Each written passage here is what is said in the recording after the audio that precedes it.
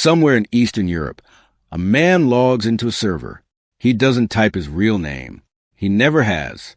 Online, he goes by Slavic. Lucky 1, 2, 3, 4, 5. Polling soon. A dozen aliases, one identity, and no photograph that law enforcement can point to and say, with certainty, this is him. On the other end of his keyboard are banks, hospitals, city governments, small businesses that have spent decades building something, wiped out in minutes.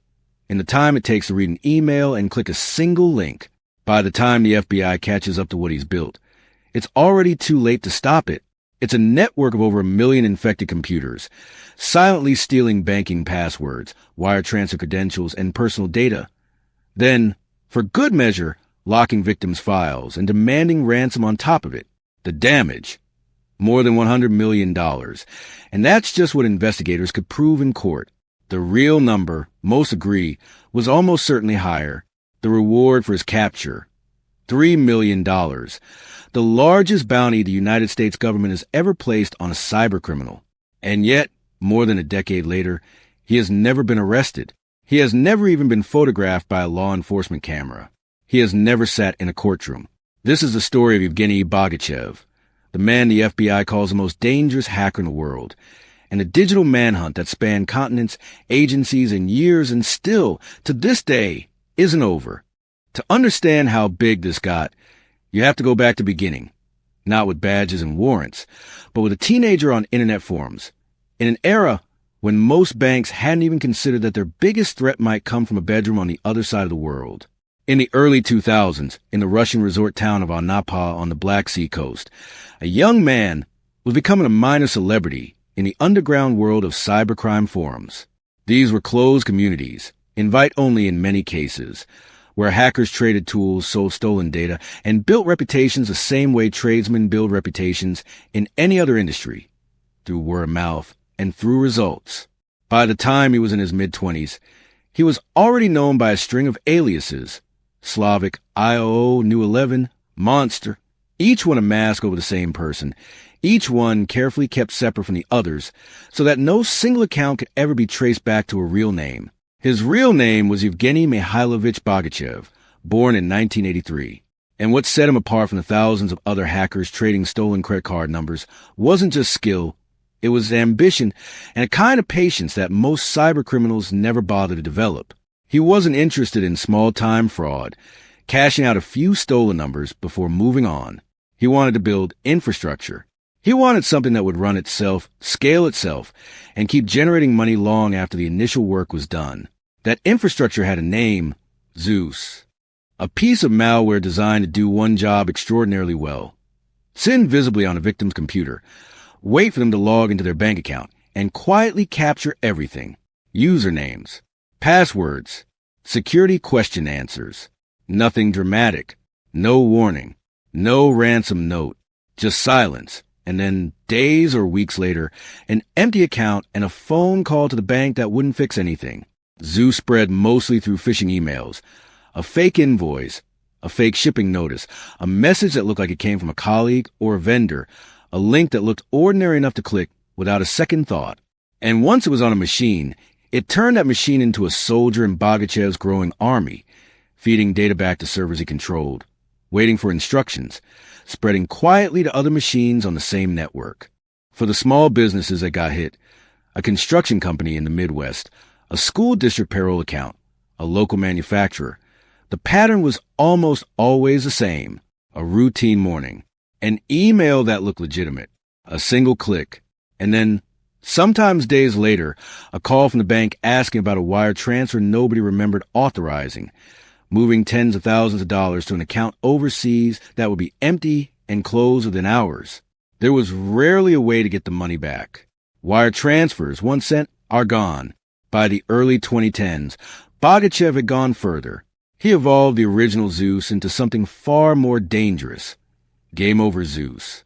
Unlike its predecessor, GameOver Zeus didn't rely on centralized servers that police could simply shut down. It was peer-to-peer. Every infected computer could talk to every other infected computer, spreading commands like a rumor through a crowd. There was no single point of failure, no single server to seize. Cut off one part of the network, and the rest would simply route around the damage, the same way the internet itself was designed to survive an attack. It was, in the words of the FBI's own cyber division, the most sophisticated botnet they had ever attempted to disrupt. At its peak, GameOver Zeus infected somewhere between 500,000 and 1 million computers across the globe. It wasn't picking random victims. It specifically hunted machines with money behind them, small businesses making payroll, municipal governments managing public funds, school districts, anyone with enough in the bank to be worth the trouble, and importantly, anyone without the kind of dedicated cybersecurity staff that a major corporation might have. By the time investigators finished tallying the damage, the number stolen through the Zeus and GameOver Zeus operations exceeded $100 million in the United States alone, and that figure doesn't include the ripple effects. The businesses that couldn't make payroll that month, the families whose savings vanished overnight, the hours and legal fees spent by companies trying to claw back even a fraction of what was taken. But Bogachev wasn't finished.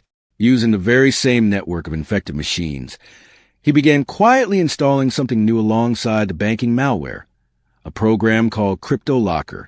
Where Zeus stole silently, CryptoLocker did the opposite.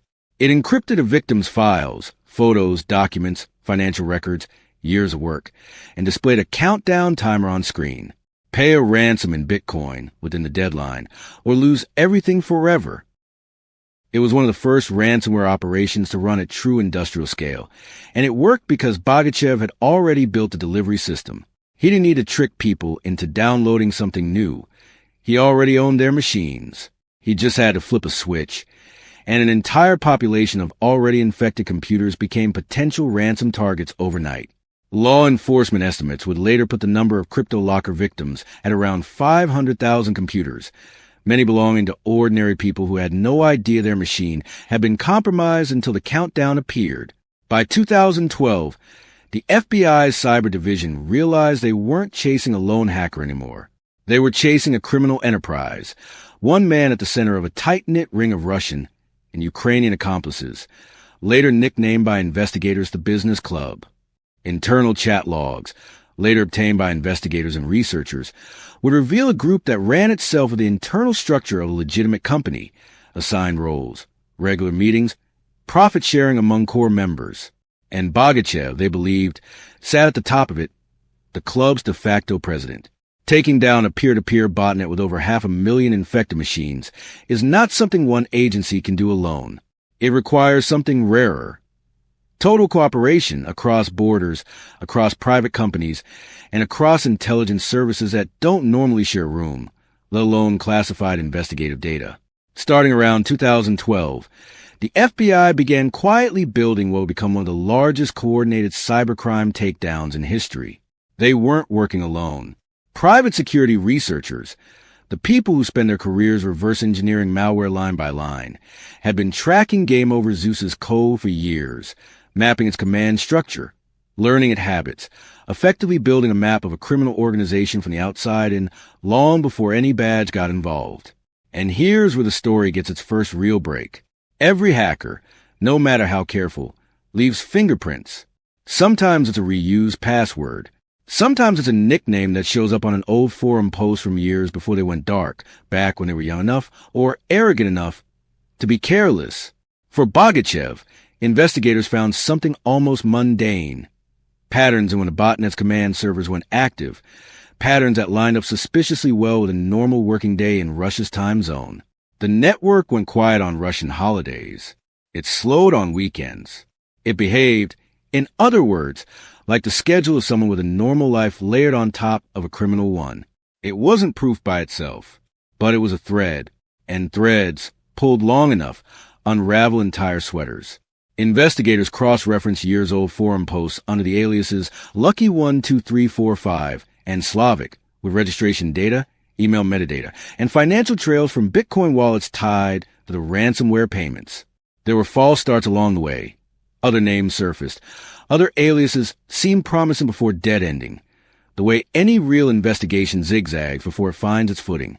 But slowly, methodically, a name began to solidify out of the noise. Evgeniy Bogachev.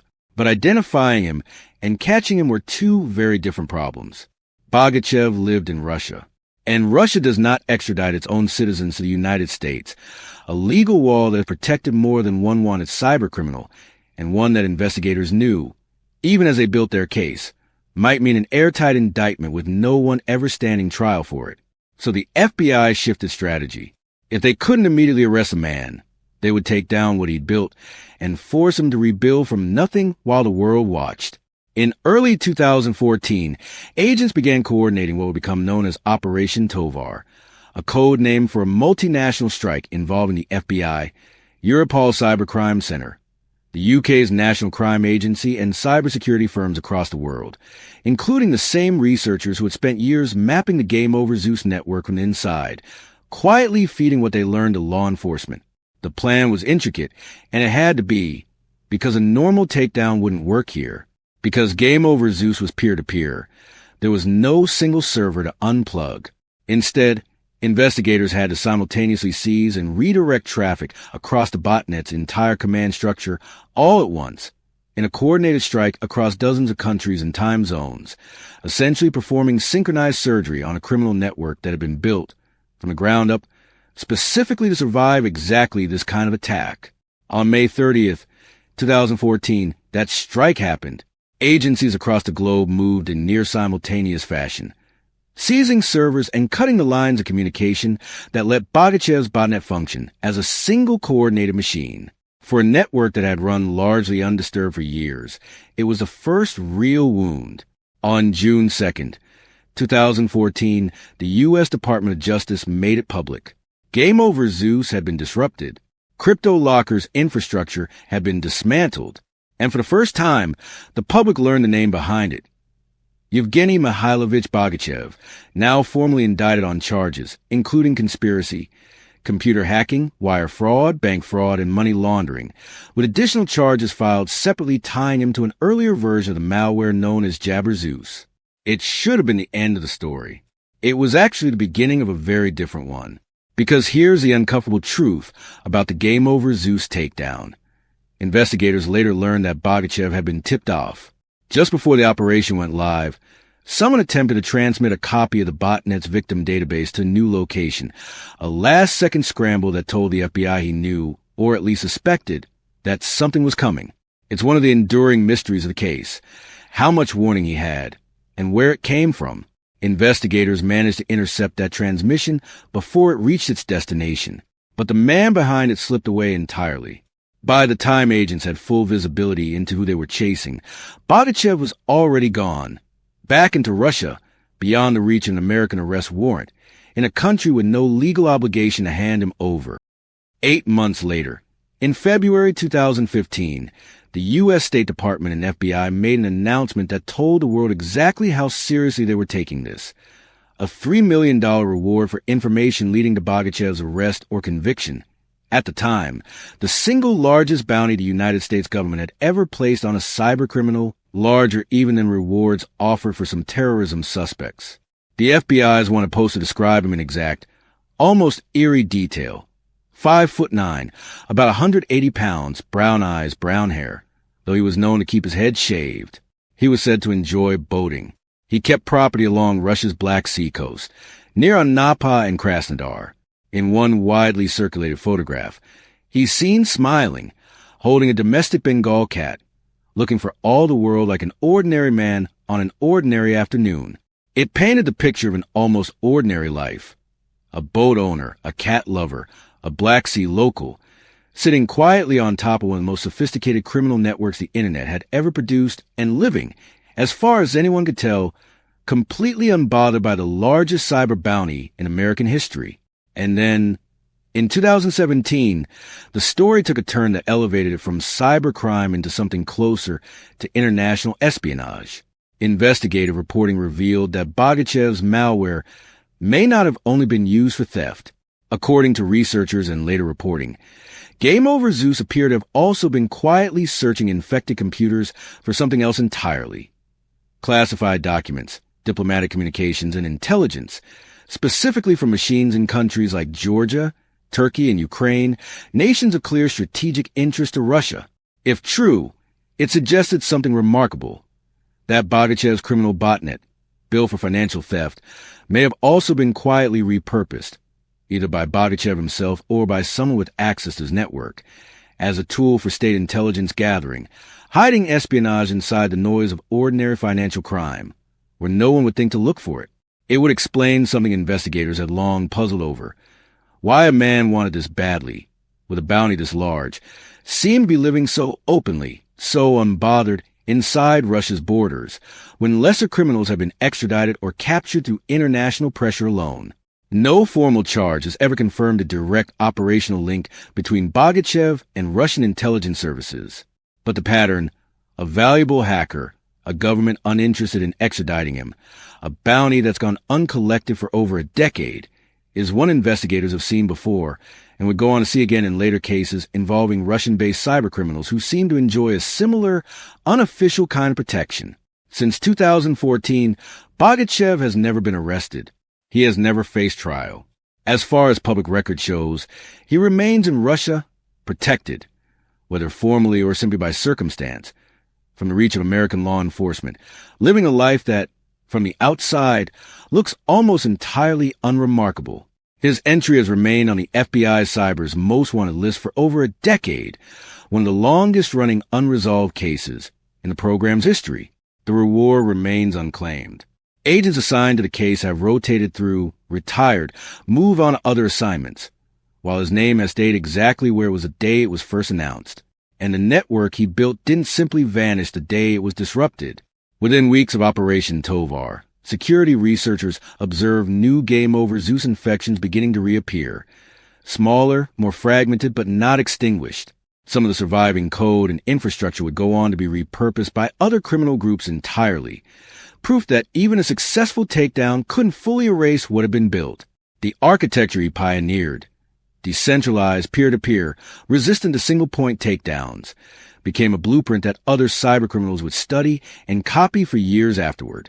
In many ways, the ransomware epidemic that would go on to cripple hospitals, pipelines, and city governments throughout the following decade owes its playbook to what Bogachev proved was possible. That you could combine mass infection with extortion at industrial scale, that ordinary people in small institutions made easier targets than hardened corporations, and that as long as you stayed inside the right borders, you could do all of it without ever facing real consequence. That's the uncomfortable legacy of this case. It isn't a clean ending. There's no perp walk, no courtroom sentencing, no photograph of federal agents leading him away in handcuffs. What there is instead is a warning and a case file that stays open year after year, waiting for a break that may never come. Somewhere in Russia, a man who was once a teenager on hacking forums is, by most accounts, now in his 40s. He may still be near the Black Sea. He may still own a boat. He may, for all anyone outside a small circle truly knows, still be at a keyboard, still capable of building the next version of everything he built before. The FBI has not stopped looking. The reward has not been withdrawn. Investigators still comb through new leads when they surface, still watch for any slip, any reused password, any mistake that might finally close the gap between his name and his face. But more than 10 years after his name first appeared on an indictment, Evgeniy Bogachev remains exactly what he was the day this manhunt began, a ghost in the wire, a name without a face, the most wanted hacker in the world, and as of today, still free.